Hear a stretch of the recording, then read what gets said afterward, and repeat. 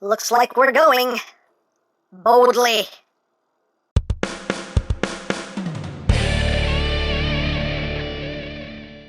Hey! What's up, my peoples? EmGo here, the freaking geek himself, and today we will be reviewing the Eaglemoss Star Trek XL U.S.S. Enterprise NCC 1701. So here we are. And there it is. And first and foremost, as always, we'll take a quick look at the packaging. Now, this is part of their best of line. So this is a re-release of this particular model. They released this years ago, but they're re-releasing it in this best of line. Hence the much fancier packaging here. But you can see the Enterprise, Star Trek, the official Starships collection. You can see various other Enterprises and ships along the front and side as well. On this side, we have the Enterprise. On this side, we have the Enterprise. And we already saw that side. Enterprise. On the back, just copyright information, all your legal mumbo-jumbo things and stuff, websites, whatever. And we can open up the box here. It has a magnetic flap, which is quite cool. Again, nice and fancy-like. And we open it up. And on the inside of the lid here, also available, the Enterprise D, the Enterprise E, which I will also be getting at some point. Again, Star Trek, the official Starships collection, information, things and stuff and things. And inside the box, you get a little magazine, which we will be taking a look at in a little bit.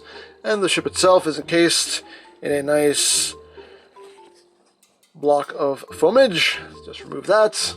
And in here is the ship itself. So let's get everything out. So first thing is the display base here. Here's the base. Take it out of the bag. And it has some nice black felt on the bottom. You can see U.S.S. Enterprise NCC 1701 Special 1524. And the base itself does have a little bit of heft to it, which is nice. And you also get the cradle that the ship will sit in. And that just plugs in right there, like so. And there you have your display stand for the ship.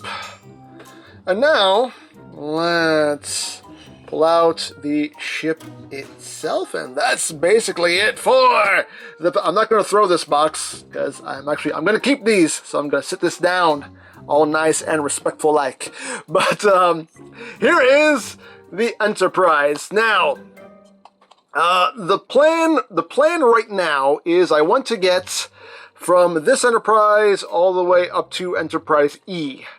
And I'm going to have these guys hanging out in the background of my Enterprise build videos. So I'm going to have a little fleet of Enterprises in the background while I'm building my Enterprise. And I figured, hey, let's begin at the beginning and start with the Enterprise from the original Star Trek television series, and here it is in all of its glory.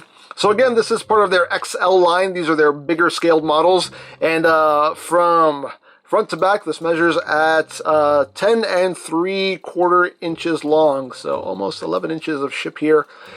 And there is die cast in this. The saucer is die cast. The top part of the saucer is die cast. The bottom's plastic. The drive section is a lot of die cast. This is die cast, I believe.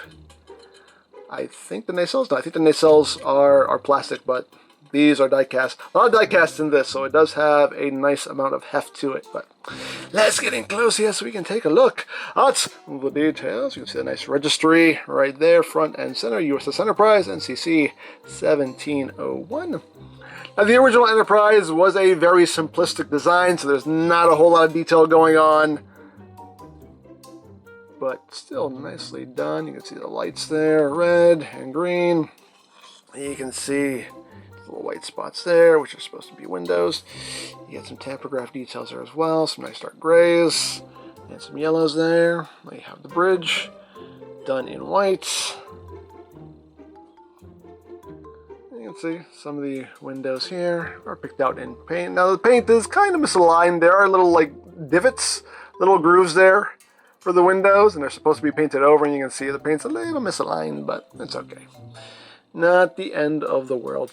Not as far as I'm concerned, anyway. That's for the hardcore, really hardcore Trekkies, that might drive them crazy, but me personally, I'm fine with it. Let me take a look at the underside of the saucer here. Again, you got the registry, NCC 1701. Again, you got some details there, picked out in gray. Got some red in there as well. And again, the windows not perfectly lined up. You can see where the divot is and the actual paint app. So little misaligned, but you're only going to notice that if you're holding it right up to your face. Otherwise, you're not even going to realize that that's an issue. But you know, again, that will bother some more than others. Doesn't really bother me. I don't really care. Still a very nicely done model. You can see there the neck. Again, you got the white and black for the windows. You got some nice paint apps going down the sides there. See the deflector dish. The deflector dish is it's bendy, but still be careful with it. You don't want to risk snapping that. You can see a little bit of silver there. And of course the nacelles. You can see the section here done in a nice transparent plastic that's been painted. And you also get some grays in there. Focus camera. There we go. Get a nice dark gray in there. Again, nice paint apps going down the nacelles. NCC 1701. There's more of those dark grays. Just very nice, very nicely done.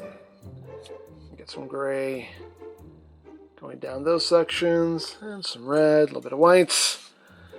You have the shuttle bay right there. And we'll take a look at the bottom of the ship. Got some yellow there, outlined in red.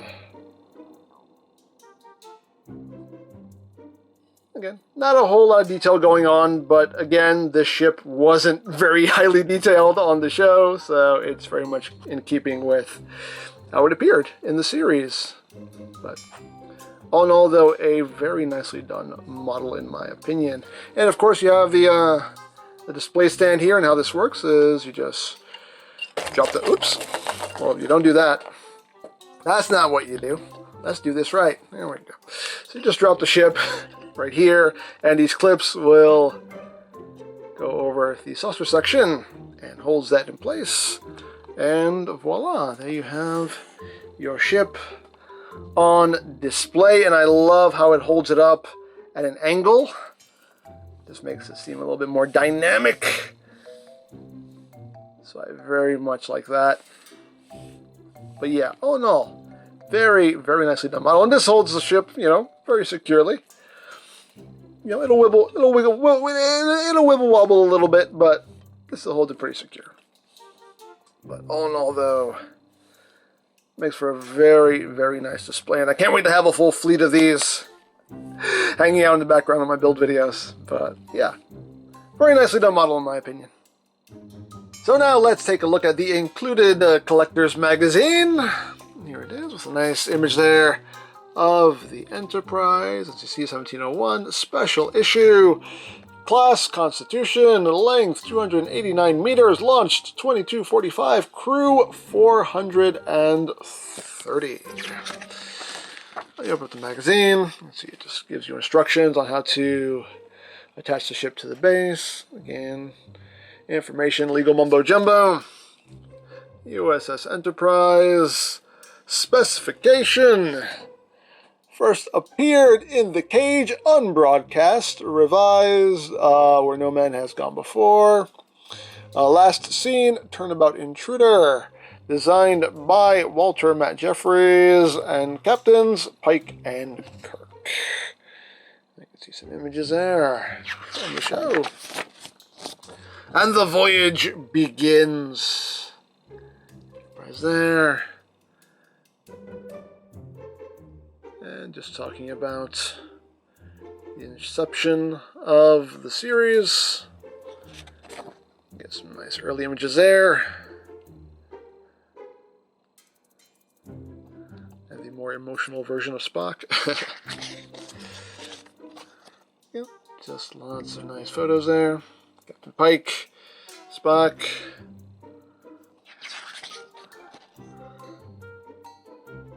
Lots of good stuff going on there. Oh, the Green Lady.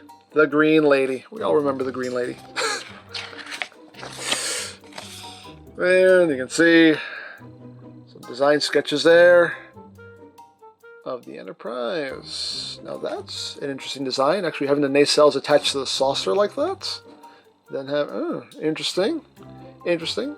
I mean, we did get some starships that kind of look like that later on, so okay. Interesting, interesting. You can see how that ship came along there. Getting effects. Oh, these guys. Remember these guys? I remember these guys. Oh. And casting Star Trek. Of course, we start with Pike, ended up with Kirk. Spock, Mr. Scott. Doctor Number 1. Uhura.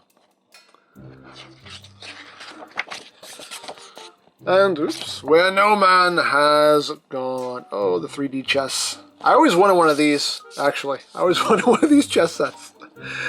But, again, just talking more about the show. There's Kirk again. Spock. Yeah. Lots of good reading material. You can see just a little model they did to kind of lay out how all the sets were going to be laid out at the soundstage. Very cool. Yeah, some nice images there. So all in all, very cool. There's the back, there's the ship, and there you go! So there you have the Enterprise from Star Trek, the original series. And yeah, it's a nicely done model as far as I'm concerned. You know, I can overlook the misalignment there with the paint apps. That's fine.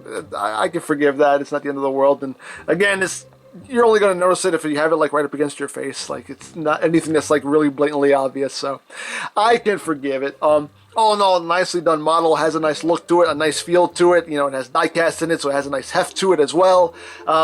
So overall, I am very pleased. Now, these XL models aren't cheap. They do cost about $75.